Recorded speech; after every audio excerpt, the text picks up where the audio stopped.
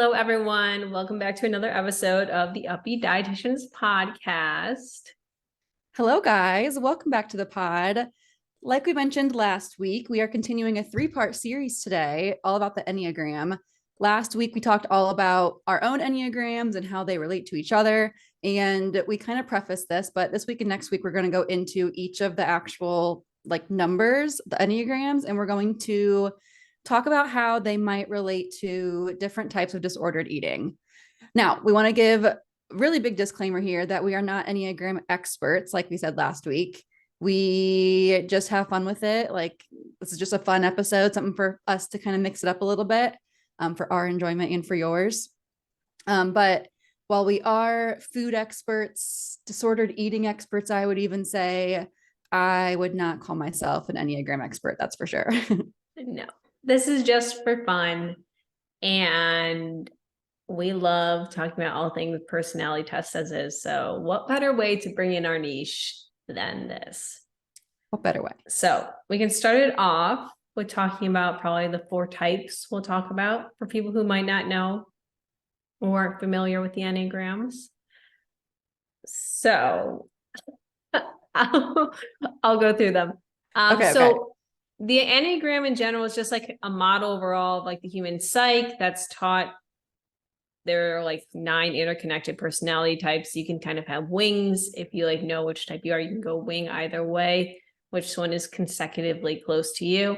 But the 4 types we're going to be talking about today are type 1 is the reformer, type 2 is the helper, type 3 is the achiever, and type 4 is the individualist. And we're going to kind of go a little bit more into depth about what exactly each of these kind of encompass. And then we'll, of course, bring in how we might see disordered eating habits specifically for these.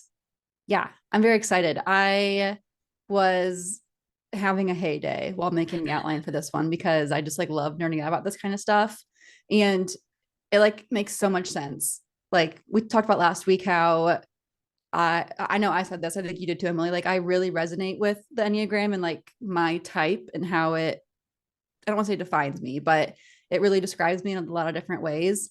And so I feel like knowing what I know about the different numbers, which isn't much, I definitely know my own type the best, which we'll get to next week. Yours too, actually. It's cool to see how these things I think can really relate. And hopefully the takeaway for you guys is if you know what your type is, maybe just having a better understanding if this does kind of resonate with you, and kind of knowing what to look out for, maybe even if you didn't know you were struggling with this kind of disordered eating.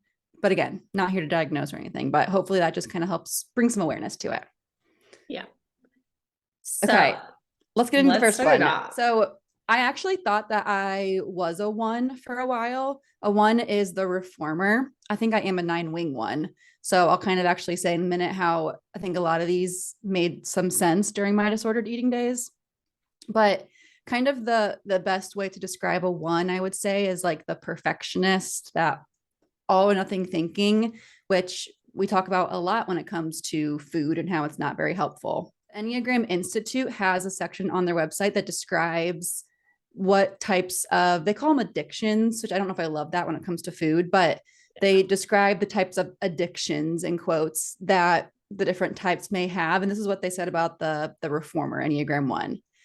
They said, quote, excessive use of diets, vitamins, and cleansing techniques, fast diet pills, enemas, under eating for self-control, in extreme cases, anorexia and bulimia, and alcohol to relieve tension. Which is just very much on brand, especially with that all or nothing mindset, going for more of those polarizing approaches that really are fully in it, very extreme, kind of one way or another. So it makes a lot of sense. Yeah. And I think this person would be the type to definitely go hard with the clean eating, the natural way of eating, organic eating. They're you're either right, all the way right, and eating perfectly clean, or you're wrong. That's the only alternative if you're going to be doing things right, is you're eating things usually clean, is how that type of person would describe it. Yeah. And from like the other side of it, it might be seen as like having like being disciplined and having all this willpower and control over food, but it's like definitely a like control technique to try to like feel like a perfectionist would, like feel in complete control, whichever way it is kind of affecting your body with what you're putting in it or not putting in it. Yeah, usually the opposite, where they're not eating much of anything that isn't clean. And by doing so, you would think that they like have this like perfect life where everything is just so clean and healthy and they're so fit. But I put in the notes here, like they actually end up just creating their own personal hell, because that's no way to live. Like when we only eat, we think of like Chris Traeger on Parks and Rec. Have you seen Parks and Rec, Emily? No, I have not. My gosh. I couldn't get into it. I couldn't get it. I started it and I think I watched it immediately after The Office, and people were like, oh, it's like The Office, but outdoors. So like I went in thinking it would be exactly like that. So I think I need to give it another shot because I like the outdoors. And it's kind of like The Office, where season 1 is kind of like, whew, you got to be a real Office fan to like season 1. It's kind of like that with Parks and Rec too. It definitely gets better and funnier as it goes along. Yeah, I feel like I need to like push through. I think it also doesn't help that over the years I've grown to dislike Chris Pratt, so that has not helped as well. Yeah, and he's a very lovable character in that show, so you would want to like him, but you'd have like this internal like battle within you probably. I'd probably be very upset about liking it. But maybe I'll try it. I'll maybe watch it with Bobby, because like he can. I feel like he would like it. Yeah. Well, the reason I bring it up is because Chris Traeger, gosh, I can't talk today. Chris Traeger is one of the characters, and he is like the one who we can't diagnose here, but probably has orthorexia. I feel like he would probably be a 1, and he's a really good example of that, where like you see on the outside, he's like always going for runs and eating clean, taking supplements. But then around like the mid part of the series, he ends up going to therapy constantly because he created his own personal hell. So I feel like that would be, I think he's a type 1 for sure, if you guys can resonate with that at all. Yeah. Well, we love that for him. Therapy's great. Yes. Dr. Richard Nygaard is his therapist. There we go. But I mentioned how I might be a 1 wing. I think I am. I think I'm a 9 wing 1. Although I was reflecting after last week's episode that we recorded about how maybe I ain't, like you can be a 9 wing 8 or a 9 wing 1. We talked about how like an 8 is, you and that person can be kind of like, I don't know, not very 9ish. But I was thinking about it and I was like, I get really angry and frustrated and upset if things aren't going the way I think they should. And I feel like that could be my 8 coming out. But as a 9, I don't want to create chaos or problems. So I just like repress that anger. And I was like, wait, am I actually a wing 8? I don't know. I don't know. I could definitely see you going both ways. Cause like, I was also like, why are 8 and 9s next to each other? But like, there definitely is a reason for it, because like you can be an 8 and still have more of that like peacekeeper mindset, which I don't have. But you could have like, you could be a peacekeeper, but also be very like, this is how it should be. Yeah. Why are we not doing this? But like in a gentle way. Exactly. I think like in my head, I'm thinking exactly that. Like, why are we doing it this way? This is totally wrong. I think that's why I have such a tough time with the weight management side of dietetics. But as the peacekeeper, I'm just like internalizing all of that. And on the outside, I'm like, it's like that Olivia Rodrigo. I can't talk today. It's making me so mad. That Olivia Rodrigo song where it's like, I'm happy all the time. Yeah. Where it's just like, it's fine. It's fine all the fucking time. Yeah. That can make sense. Could you be both wings? Sorry. I don't know. Because the Enneagram makes it very clear that like it's not putting you in a box, yada yada yada.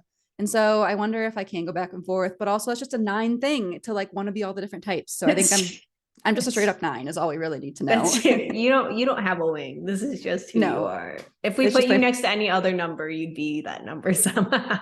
They literally describe it in the 9s that will show personality traits of like, they go through each of the numbers and how we might relate to each of them. That checks out. Yeah. But where I was going with this is if I am a 1 wing, which maybe I am half time, I don't know. It's my part-time wing, I guess. I would say that it makes a lot of sense for my like disordered eating days because self-diagnosed orthorexia was definitely my big thing that I struggled with because I wanted to be the best at everything and like have my macros perfectly tracked and like only eat the most natural things. So you like couldn't miss workouts. Exactly. So like this totally tracks for me if I am indeed a 1 wing. Yeah. Cool. Let's talk about 2. I feel like I keep forgetting we have 4 to get through. Number 2 is the helper. These people tend to be emotional. They're more empathetic people pleasers, and their life revolves around helping people. And the Enneagram Institute states they're like, quote unquote, I don't like the word addictions. I don't either. I'm going to say they're quote unquote potential flaws are abusing food and over-the-counter medications, binging, especially on sweets and carbohydrates, overeating from feeling quote unquote love-starved, in extreme cases, bulimia, hypochondria to look for sympathy. And I feel like that makes a lot of special sense, especially if like people are like very driven by their emotions. And that's not to say that's bad at all. We are very pro emotions on this podcast. But like, especially if like something with the like love starved standpoint, like kind of acting out, like overeating and like suppressing those feelings or like just trying to feel something makes a lot of sense there, especially when like if a lot of your actions are dictated around like helping people and then you're feeling like there's something lacking, you might overcompensate to feel something elsewhere. Yeah, exactly. Like when you hear emotional eating, I think that is an automatic tie into a 2. And being emotional, like Emily just said, is not a diss. Like that's a neutral term, but not but. And these are the types of people who would for sure be the most likely to experience those like emotional eating types of things. I thought it could be interesting to if these might be the kind of people who might use food to show love, which I don't think is necessarily a bad thing either. When I was in more of the weight management side of dietetics in my early days as a dietitian, when I was helping clients with weight loss, they would often say that they like hated when their spouse or other like people in their family would like give them food to show love because they were trying to lose weight. And so there was just extra calories. And so I probably would have a while back thought that someone using food as a way to show love would be like a diss, like a bad thing. But I don't think it necessarily is, unless this type 2, the helper, maybe they'd be the person who would feel upset if they were showing their love with food and the person didn't actually like the food or they rejected it. They didn't want to eat it, which you always have the right to do. I feel like the type 2 might feel unappreciated if someone didn't like the food that they made for them because they become very over involved in like people's lives and how they can take care of them. And so if they feel like they're not doing that well, it makes them feel like they're not doing a good job. Does that make any sense? That does. It's very much like, it reminds me of like the love languages with like acts of service, but like more with like food around that, like gift giving love language. And where if they feel like maybe like someone doesn't appreciate it, even if they do appreciate it and they just don't like accept it or whatnot, that could potentially affect them and make them a little bit upset. Yeah, I think so too. In which that could lead to like a snowball of effects of like overeating or like eating like a lot of sweets, because that tends to help with from like a dopamine standpoint. They need some type of like something to get their emotions up.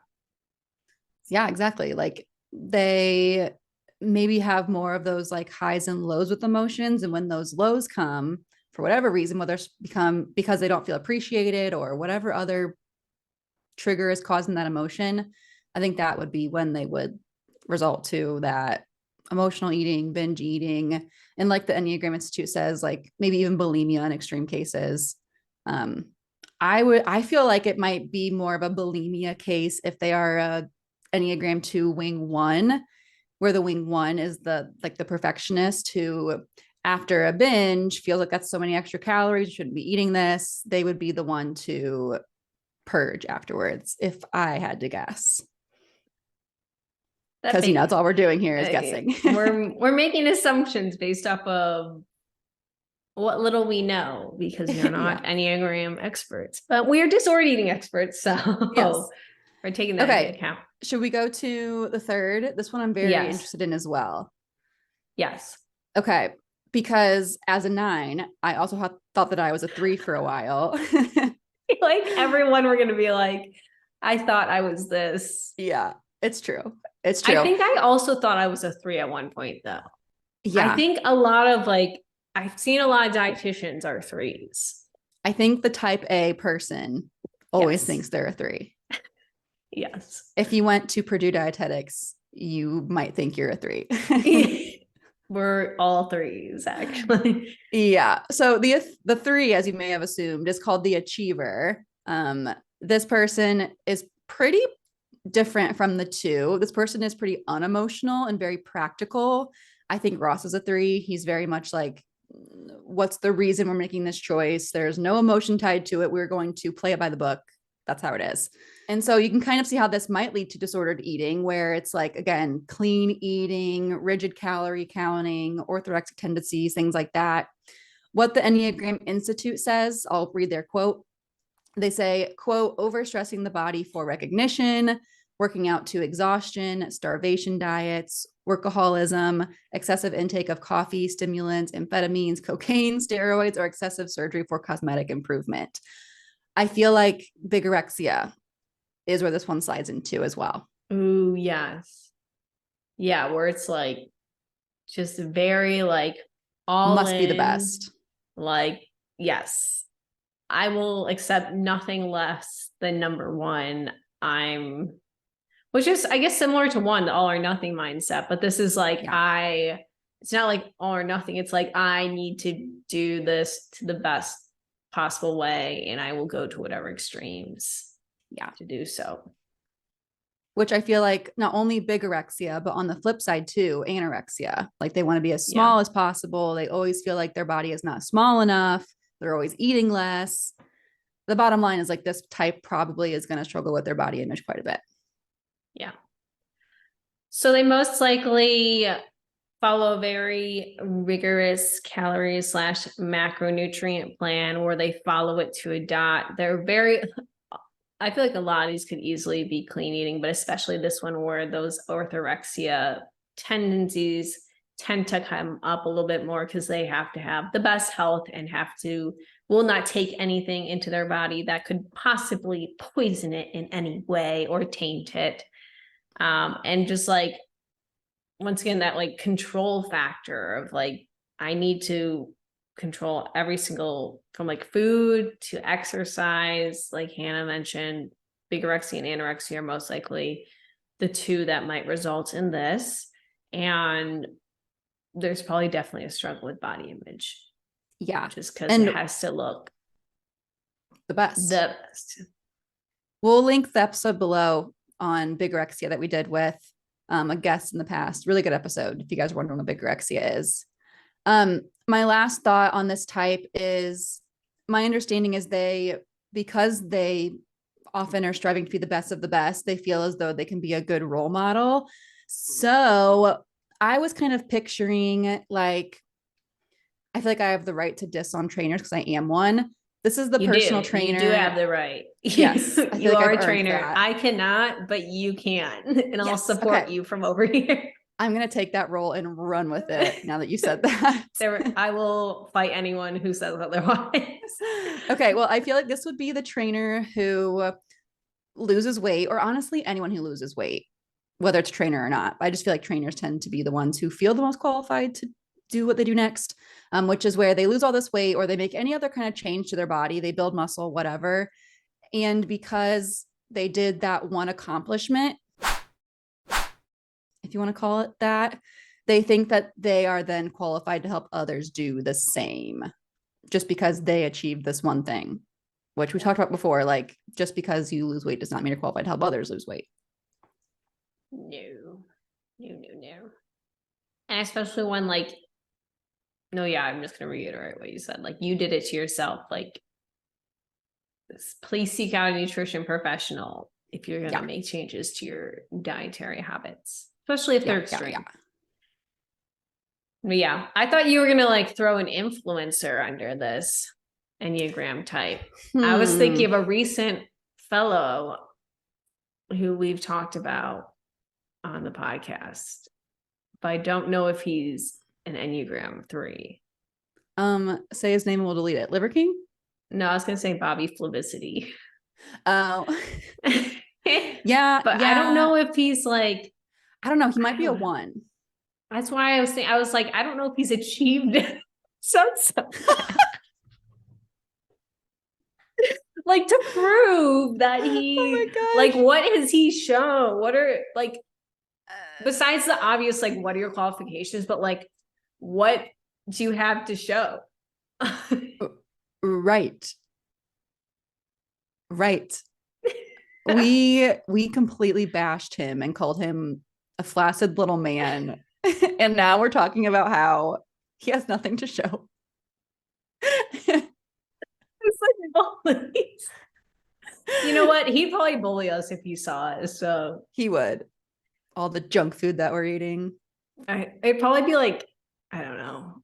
Honestly, I would love to argue with him. Only in the sense of like, if like you'd have to go in knowing you're not going to get anything out of this besides make him upset. So like, you are like, such an 8. Your 8 is showing. It is. But no, yeah, he's definitely more of a 1. Wait, now I want to category. I know this is like, now I want to like name, and no, I don't think we should be. This is not diagnosing. Enneagrams are not diagnosing. No. I think Liver King's a 3. I was going to bring definitely not a 2. That's for sure. No, he thinks he's a 2.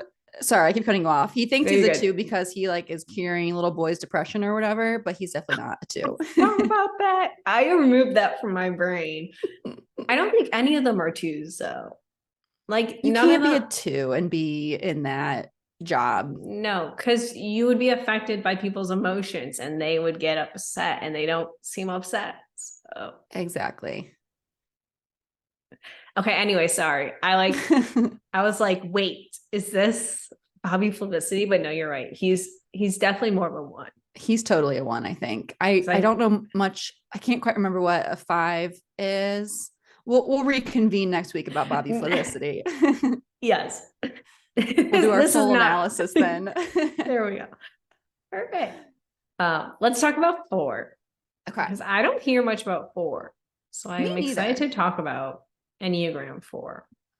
They're the individualist, and they are self-aware. LOL. Probably none of the influencers. Okay, I know I'm a 9, and so I feel like I'm everything. I am not a 4. Well, there we go. I don't know who the hell I am. Self-aware, individualistic, and dislikes feeling vulnerable. Okay. Interesting. And this makes sense.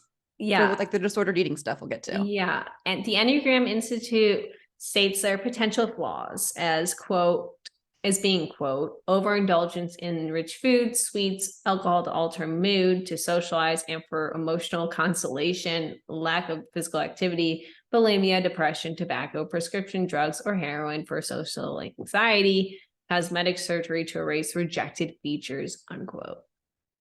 Wow. So like what I was kind of reading is like they want to be their own self. They're an individualist, but like if others, I don't know. It's kind of like if others don't. Okay, I'll just read what I put on here because I think it words it well. Mm-hmm. Like I feel like these would be the ones who would have negative body image because of their individualism. They're very well of like their flaws and their differences. I don't know necessarily if they like don't want to have those flaws. I feel like they really just like notice them and it's part of them. Like they are their flaw. And so like, yeah, they like my big thighs are like just who I am kind of thing. Yeah. I feel like they like can't help being aware of like every little thing on their body. It's like they might not want to think about it, but like there's so much like just thought about like who they are as a person. And then if you bring in the like entire diet culture side of it, that's probably not helping, where it's like, oh, look at these things that you might not have thought about. And then you think about them and you're like, oh, well, maybe that is why I do this. Yeah. Yeah. And I think this person would be one to overthink their food choices because they want to make sure they are eating the thing that they think others think they should be eating.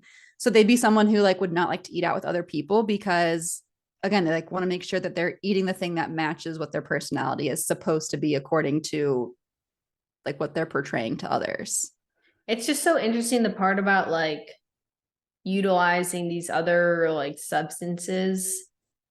I'm including food and substances because I'm just putting it all in one, to socialize and for like emotional consolation, that like sometimes it's like with that like being vulnerable side, especially like not wanting to open up, like you like need something to get through those situations, and it might be over reliance on food then, where like potentially the binging, and then maybe that's where like the bulimia can come in, where you're like, oh my, you're so self-aware, you're like, oh my gosh, I just did that to deal with this. And it could be a binge and purge type situation. I could totally see that.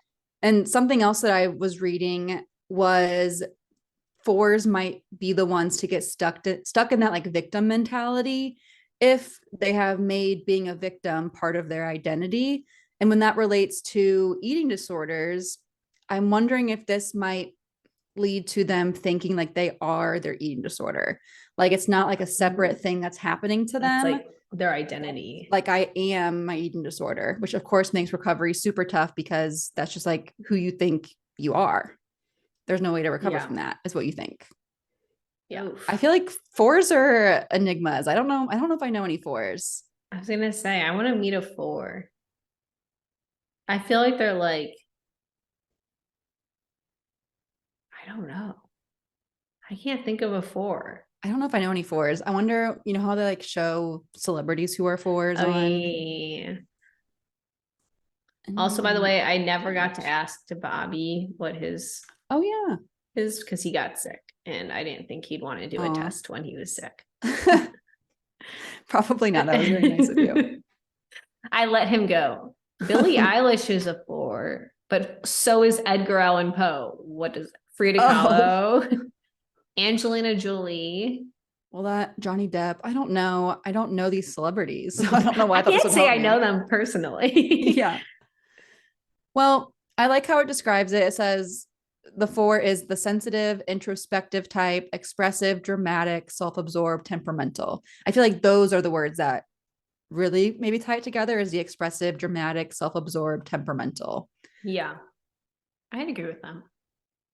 Like, I feel like just really severe, like when we think of an eating disorder, of course, being food and like the foods that we do or don't eat, of course, it is also a mental disorder as well. And I feel like a 4 would experience a lot of those, like the mental sides of an eating disorder, along with the food side too, of course, but maybe a lot more of the mental than like a different type would. Yeah.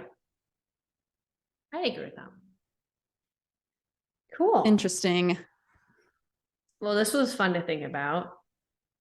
This was fun. I love analyzing with no right to do so.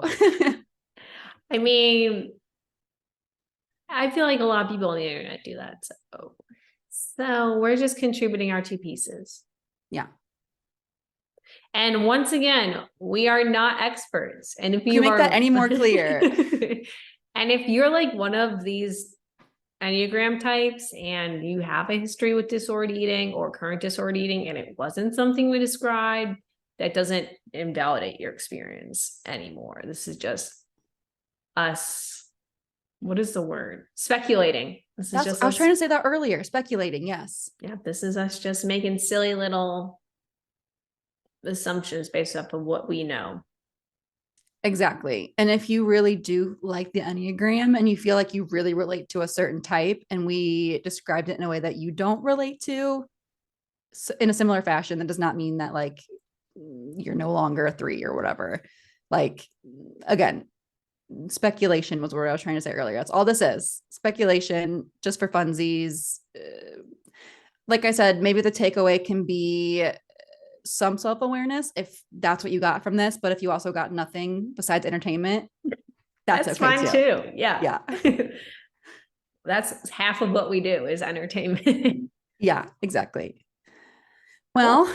That was fun. We've got 5, 6, 7. We have 5 Enneagrams next week, including excited. The ones that Emily and I are. So we'll be able to talk about. I'm a bit biased, but I'm excited because it has both of ours. That'll be good. Yeah. Plus your possible wings too. Cause I had some relation to, well, all of them as a 9, but especially the 1, except for 4. I'm obviously not a 4. I'm never dramatic. That's for sure. Maybe I am a little bit of 4. There we go. There it is. We had to find a way to tie it in. Cool. Well, thanks for listening, guys. Tune in next week if you want to hear us just talk about our Enneagrams in general and who we are. Go listen to the episode before this. Otherwise, be sure to follow the podcast on Spotify, Apple Podcasts, subscribe on YouTube, like everything, give us 5 stars on everything, leave a comment about what Enneagram you are and how much you love this podcast. And, then we'll see you next week. I listened to a podcast where they review the reviews, and I feel like we should totally do that. Like as bonus segments, like if we get reviews, good, bad, or otherwise, we'll review them. So if that's your incentive to go leave a review. There we go. Even if it's just a smiley face, be like, slay. Yeah, but make sure you give us 5 stars though, if you're going to. And thank you guys for tuning in. We will see you hopefully in the bonus question, but if not, we'll see you next week. All right. Bye. Thank you so much for tuning in on this episode of the Up-Beet Dietitians with your hosts, Emily Krause and Hannah Thompson. We appreciate you all so much for continuing to support us. In order to support us and sustain the success of this podcast, please subscribe and leave a rating and review. If you'd like to provide us feedback for future episodes and guest stars, follow us on Instagram at the Up-Beet Dietitians. Lastly, you can show us support by providing a monthly donation using the link at the end of our bio. Once again, thank you so much for listening today, and stay tuned next Wednesday for a new episode. Until then, we hope you have a wonderful rest of your week.